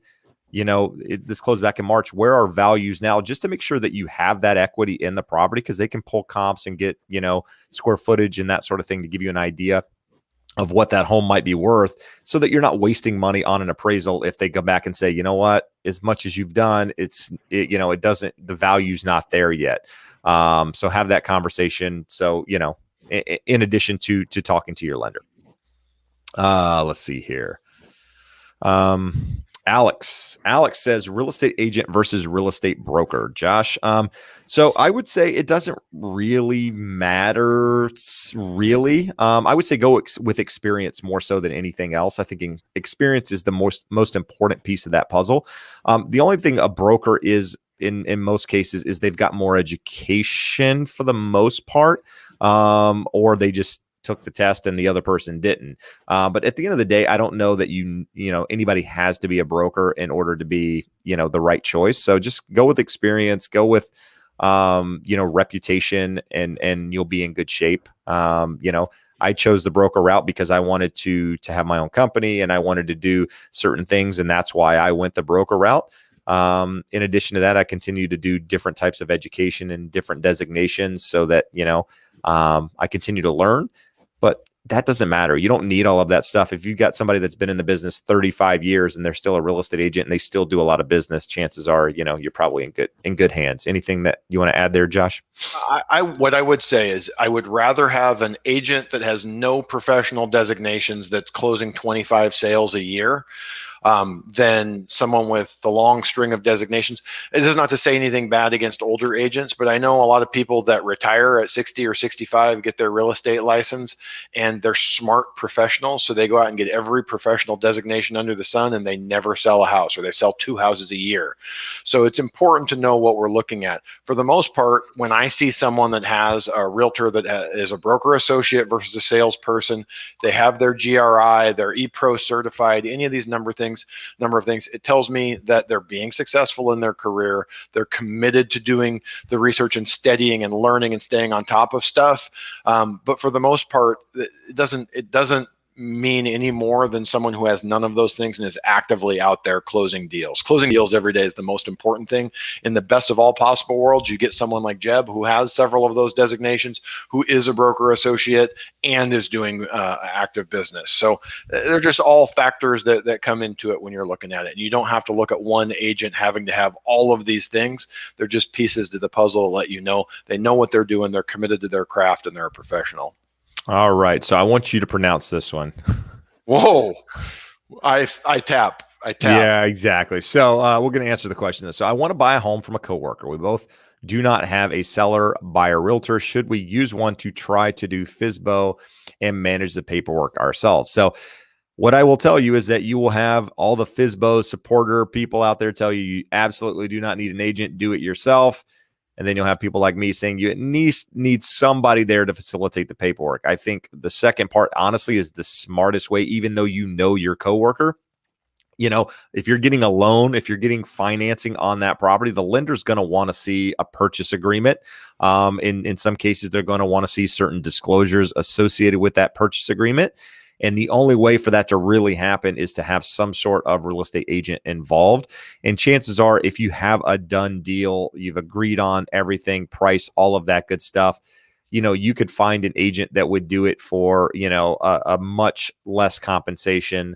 And that way you're dotting the I's, crossing the T's, making sure all the boxes are checked on both of your sides, right? The seller has risk in selling that property and not doing things the correct way. Even though your buddies, your friends, what have you, things go south and that friendship can get tarnished really quick. And on the other side, you as a buyer need to make sure that you're doing certain things, even if you're not doing appraisal or home inspection or whatever it is, just getting professional advice to some extent. I think it's important. So, again, nobody wants to pay that when you've already got a done deal, but it's a lot less expensive to go that route than fight it over in the future if something did go sideways. Plus, you got a lender that needs certain things and what have you anyway, and getting escrow company and title and all this stuff. There's a lot more to an agent's job, to a real estate agent's job, than just finding a buyer and finding a seller. A lot of what people don't see is in the back end, and it's all of that stuff that I just mentioned, and keeping transactions together, and you need that. But again, you could say it's coming from a real estate agent, so what's it worth? But So here, that's my advice. Let's get a non-realtor. So Jeb is not wrong. Let me tell you this: we successfully close 4 to 6 FSBO deals a year without a realtor involved. Part of the reason of that is I'm a broker and I actively buy and sell real estate. So I know what needs to go in there. I know what the lender needs. So they do have a professional in there guiding them. So there's 2 pieces that I can say. I'm not representing them. So I am not going to do the disclosures that the seller is required to do. And I will tell them that up front. I tell them there are required statutory disclosures. You need to go research them and make sure you make them to your buyer, or you could be on the wrong side of this. So I would say 9 times out of 10, that's ignored. So the buyer's not getting the disclosures they're supposed to get. It's not a compliant transaction because there's not a realtor involved. And then the second piece of it, I would say these transactions are generally complete and utter shit shows, even though we are telling them what's next, what they need to do. The thing that Jeb said is, realtors keep the transaction moving down the line. They keep everyone, hey, the inspection needs to be done by this time. Hey, we have to get the appraiser in. Hey, seller, buyer, you need to get your escrow packages back to escrow.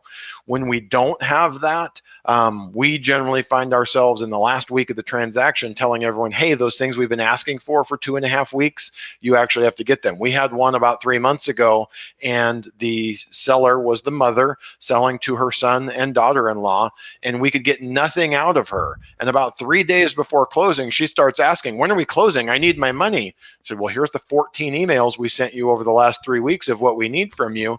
And you had a new excuse every time as to why you couldn't do it. Magically, within 24 hours, she got us everything we needed, and they only closed a day or 2 late. So I would say from the seller side, it's really important that you get all the accurate disclosures that you're required to make, and it's unlikely to happen without a realtor being involved. And from everyone's perspective, these are just, it's like herding cats trying to get it to closing without the realtors pushing on everyone. All right. This is a good one. Josh, can you explain an equity gift? Parents selling their home to their child and the child using that equity down payment. Have you seen it recently? So this is considered a non-arm's length transaction when you've got 2 people that know each other or related to each other and selling a property or gifting equity or what have you. So we do a handful of these every year as well. So it's as simple as someone will say, hey, my mom owns her home free and clear. It's worth $400,000. She doesn't need $400,000. So she's going to give us a $100,000 gift of equity. She just needs $300,000. She's moving to Oklahoma, and that's enough to buy a house there. So what we structure it as, simply versus giving you a gift out of her bank account, there's going to be a gift out of her equity. So there's going to be a debit on the closing statement that says $100,000 of her equity is credited to you as the buyer. Now, a standard seller can't do that. It has to be an acceptable gift donor, which is generally a family member, someone with a long-standing family type relationship, that it makes sense that they would be giving you this money. So essentially, they're going to get their net proceeds less the gift that they're giving you. So as long as they have enough equity in the property to make that happen and still get out of the transaction with what they need, super easy to do. Every major loan type, I don't know about jumbo. We've never tried it really with a jumbo. Usually is in your standard Fannie, Freddie, FHA, VA price ranges. They're all okay with gifts of equity. FHA has some things that can be a little bit tricky if the property is not owner occupied by the gift donor, meaning the seller. So if you have a good lender, you should be able to accomplish this pretty easily. A couple of things that come into play is we just see some weird stuff where people will come to us and say, I am trying to buy my mom's house or my dad's house, and they're going to do a gift of equity, and my agent or my loan officer is telling me I got to do this, that, or the other. Most people don't do enough loans to come across a lot of these. We do probably 2 or 3 of them a year, and that's doing a lot of loans. We're still only 1% of the loans that come across our desk are a gift of equity. So it's important in knowing how to structure it correctly so that everyone, the seller and the buyer, get what they're expecting and come in at closing or leave closing with the amount of money that they expected. All right. No, good stuff. We got a bunch of good questions here. But first one we're going to answer is, who parties harder, Jeb or Josh? Jeb, definitely. No question. No question, bro. question. This guy right here on Father's Day drank about 10 bottles of champagne by himself, and I paid the price. I wish I had pictures of you after your last member golf tournament when Jeb looked like a 60-year-old man who'd been smashed in the face with a frying pan when he walked in on Monday. It's so good. All right. Anyway, here we go. So this is a good one. Jay Wynn, when should lenders verify employment? Our lender waited until 4 days before close, and borrower ended up having to pay $30K over for cash to close. Okay, those two things have nothing to do with each other, and I assure you that the lender did not wait until 4 days before closing to verify the employment. I guess it's possible, but I think what we have is just a miscommunication, a misunderstanding here. We have to verify employment very early in the transaction, and then again at closing within 10 days of the note date. It's a new thing, kind of post-COVID. They want to make sure that after we have verified it at the beginning of the process, you didn't lose your job.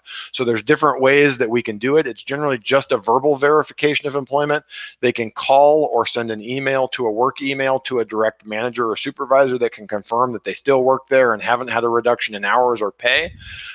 You can provide a pay stub if it was in the last, some people get paid weekly. So if the pay stub is within 10 days of the note date, that can function.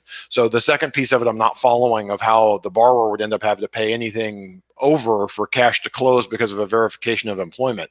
A verification of employment, again, either you're employed and you qualify or you don't. The appraised value would end up something that would change your cash to close. So not following the second piece of it, but I think there was just a misunderstanding that it was verified early in the process, including income, and then later in the process just to make sure that the borrower hadn't lost their job. All right. Christian Espino, for a shared bank account with only one person applying for a mortgage, do we need a letter stating that the other person has 100% access to the fund's account? Josh. I think Christian's just showing off here. He wanted to show us his knowledge of mortgage guidelines. Maybe it's a female. Well, it could be. It could be. So yeah. Christian, he, she, they, I'm kidding. They, them. That's a picture of a dog. I don't know. Oh, all right. Well, they are just showing off their mortgage knowledge. Yeah, if we have a joint account and one of the joint account holders is not a borrower on the loan, we need a letter from that person stating that the person who is on the loan, the joint account holder who is on the loan, has 100% access to the funds. All right. There was another one here. So Dar was here, ask another good question. Will sellers ever offer credits in lieu of repairs, or do I have to ask for that up front? So the answer is yes. Oftentimes, and many times I try to get my clients to offer a credit in lieu of repairs. That way it takes any repairs that were completed out of the situation. If the buyer doesn't like the way they were done, or something happens later and the repair wasn't the way that it should have been, they don't have to worry about it, right? Because a credit was offered. So oftentimes, a seller will do that. But could you ask for one up front? Absolutely. Or you could say one or the other. I think, buyers will typically ask for a larger credit in most cases than the actual repairs, than the cost of the repairs, just because most buyers don't understand or know what some of these items cost to fix. So, somebody might ask for, $1,000 worth of stuff to be fixed and say, I want $1,000 credit. Well, I might look at my seller and go, look, we can get all of this stuff done from a handyman for like $300. So we can either do it for $300, and pay a handyman to do it. You could offer them 300 and say, we've got this handyman willing to do it for that, or whatever. So it's all a negotiation. Depends on how you want to approach it. I mean, you could ask for any way you want. And the seller can respond to it any way they want, but it takes two parties to agree until you actually have a confirmed contract. So just keep that in mind. Let's see.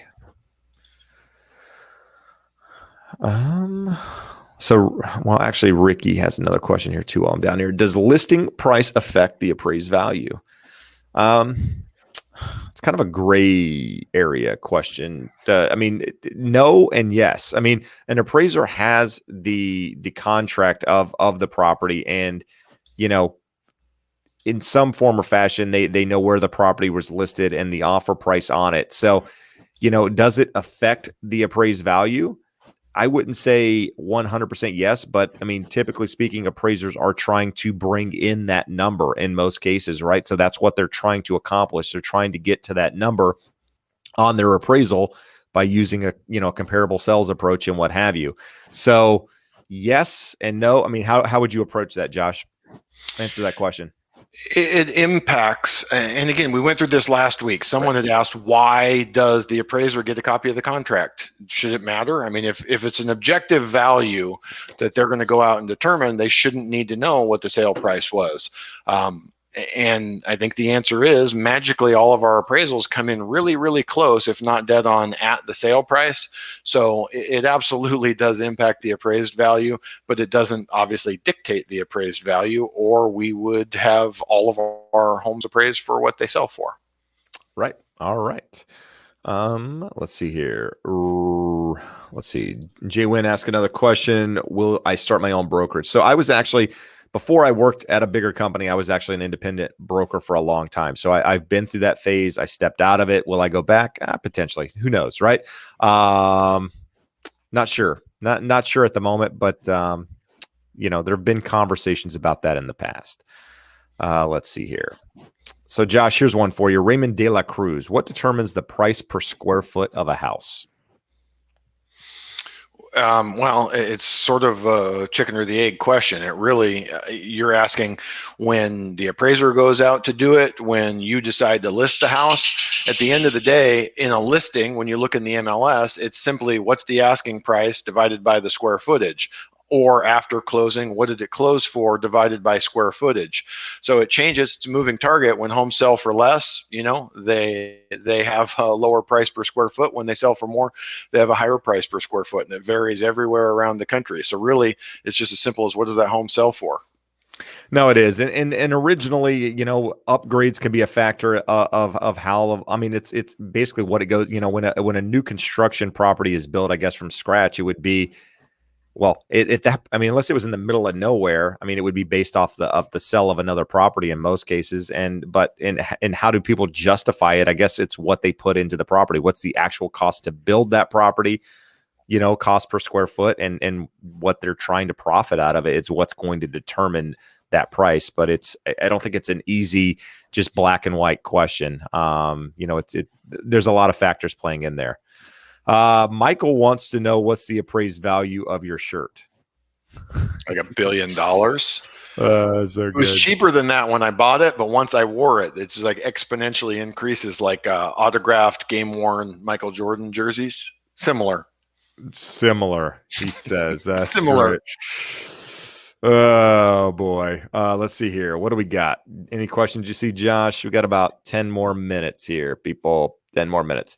If you're watching right now, you haven't already, hit the like button if you find this content useful. Again, Josh and I put 2 hours every Wednesday into this, and we appreciate you guys being here to answer your questions. So a little favor by hitting that helps us out. I'm going back up through the questions, see if I see anything here. I just see a lot of questions from Tim. This one's not bad. Now I'm insulting. Hey, Uruguay, your question's not bad. Uruguay. I have a home to sell, and I'm currently looking to purchase a larger home. How does it work? Can you close on your sold home and a new home at the same time in this market? What do you say, Jeb? The answer is yes. I mean, can you do both? Absolutely. What you have here is, assuming you need the equity from the house that you're selling to purchase the new house, the best strategy for you is to list, we're going to call your house now house A, and the house that you're buying house B. It is better to list house A and hopefully find a buyer that is willing to wait for you to find house B before, moving forward, because otherwise, the agent on house B, the seller on house B, might not take your offer serious if you don't have somebody already in escrow on your property. So again, it's not the easiest thing to do in this market, because things are moving quickly and it's competitive, and chances are you might be in a multiple offer situation depending on where you're located. And if you are up against another offer and you don't have a buyer for property A, for example, your primary, then it's going to be more difficult to get that seller of the home you're trying to buy to accept your offer. So it's what you would have in that situation is a contingency for you to find a replacement home, and you've got to find a buyer, a willing buyer that's willing to wait while you do that. In fact, we've got one right now in a situation where it's buyers in escrow. The seller is trying to find a replacement home. This is a little bit different situation, but the seller's trying to find a replacement home, and they're in escrow on that next property. Well, we just found out today that they're having a difficult time negotiating the cost, the repairs on that property that they're buying, and therefore that deal might fall apart. Well, if that deal falls apart, then they're not willing to release that contingency, which means my buyer has the option of whether or not to move forward with that because of all of these issues. So it's a time delay. You've got to find the right buyer that's willing to wait, and while the next person finds that property. In this case, it sounds like my client is willing to wait for that seller to find their next property. And it's going to be a better situation for that seller in this case, because my buyer is at that point in the contract when they can release all the contingencies. They're there. It's a solid deal. So any offer that seller makes on the next property is essentially going to be a non-contingent offer to some extent, even though it is contingent on them selling, just because my buyer's ready to move forward. Now, that probably sounded really complicated, because it sounded complicated when I said it in my head. So if I didn't explain it in great detail there, and you want to have a phone conversation or whatever, just reach out to me. So anyway, got another good one here, Jeb. They waited. Right. They held out until the last 10 minutes to start throwing good ones at us here. All right, let's hear it. Cindy Juggle Goddess, which I want video. I want to see how many juggles it takes to get to goddess level. I can only juggle like 3 items. I think anything over 5 is goddess level. But how do potential wildfires or earthquakes impact property values in California? I would say for the most part, so far, they have not. And I say that for the most part. Like, my wife has flat out said, I don't care how much. If you hear something knocking, it's me knocking on wood. Yeah. We said so far, clearly. Just saying so far, we have not seen a problem or a hit to it. And I say that my wife will flat out say she doesn't care how much she loves an area. If it's prone to wildfires, with basically what we've seen and what people have experienced, she's not moving there. So clearly you have a decrease in demand for those areas. If it's a tiny decrease or a big decrease, there's a decrease. Home values have done so well, the market has been so strong that there's still plenty of demand to keep prices in those areas high. The other piece of it that you mentioned, wildfire and earthquakes, we have insurance. So in California, we get both of these things, wildfires and insurance.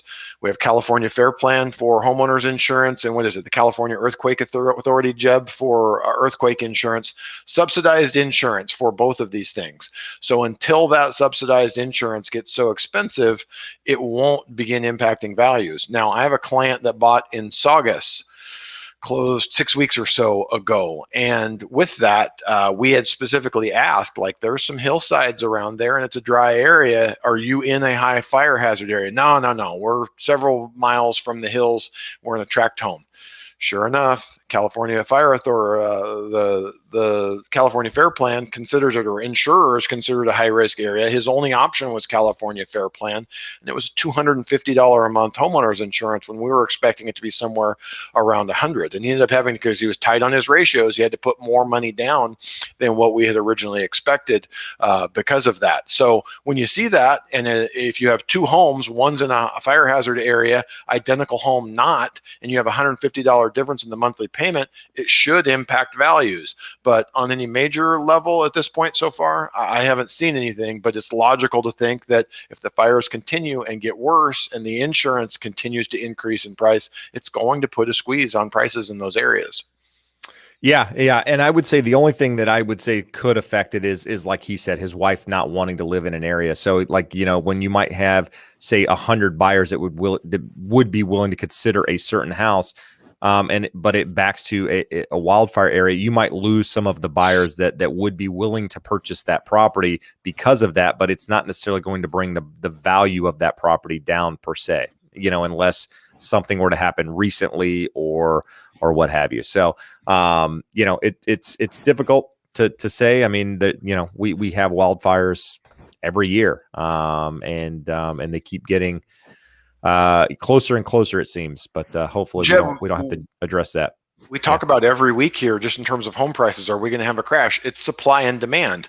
So far, even though there are negative issues surrounding homes in a wildfire area, the demand still exceeds the supply that are available. So it hasn't impacted them negatively.